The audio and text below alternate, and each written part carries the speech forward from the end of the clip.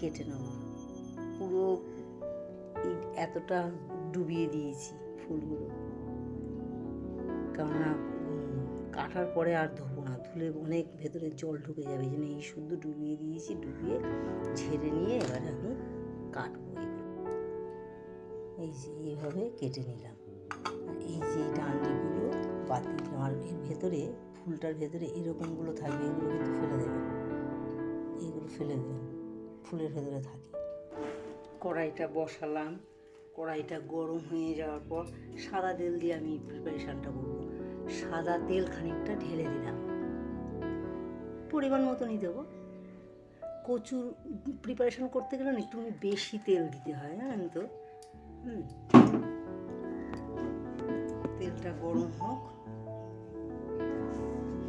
তেলটা বেশি একটু গরম হয়ে যাওয়ার পর পুরো কড়াইয়ের তেলটাকে একটু ঘুরিয়ে নেব। এরপরে আস্তে আস্তে কারি পাতা দুটো দিয়ে দেবো।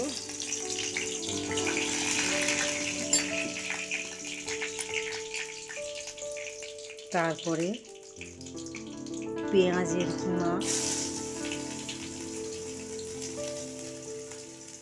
রসুনের কিমা আর আদার কিমা পরপর করে দিয়ে দেবো। দিয়ে গ্যাসটা একটু বাড়িয়ে দিলাম। এবারে নাড়তে চাই, একটু নুন দিয়ে দিই, তাহলে কি হয় তাড়াতাড়ি জিনিসটা মজে যায়।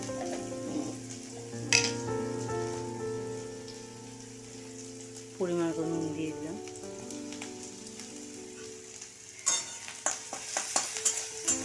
নাড়তে থাকি, বেশ ভাজা ভাজা মতন করতে থাকবো। বাদামি রঙের মতন ভাজা হলে তারপরে আমি কচু ফুলগুলো যে কেটে রেখেছি ওগুলো তার মধ্যে, বাদামি কালার হয়ে এসছে, হালকা হালকা বাদামি কালার হয়ে এসছে। এবার আমি ফুলগুলো এর মধ্যে দিয়ে দিলাম। ফুলগুলোই কিন্তু নুন মাখানো ছিল।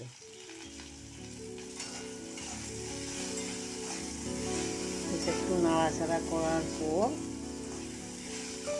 তারপরে আমি মশলা এর মধ্যে অ্যাড করব। মশলার মধ্যে আছে হলুদ, লঙ্কা, জিরে গুঁড়ো আর গরম মশলা গুঁড়ো।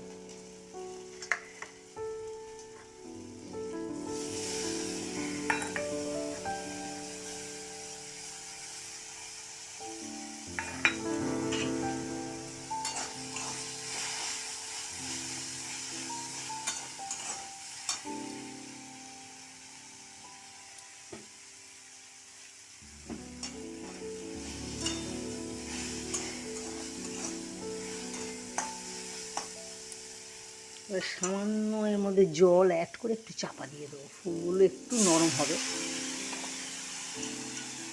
ফুলগুলো একটু নরম হওয়ার জন্য সামান্য জল দিয়ে মিনিট 5 জন্য চাপা দিয়ে রাখ।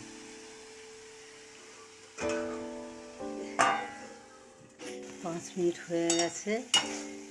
ঢাকনাটা নামিয়ে নিয়ে দেখছি ফুলগুলো কতটা সেদ্ধ হয়ে গেছে। এবারে আমি, যেহেতু কচুর ব্যাপার, আমি একটুখানি লেবুর রস দিয়ে নেড়ে চেড়ে নামাবো।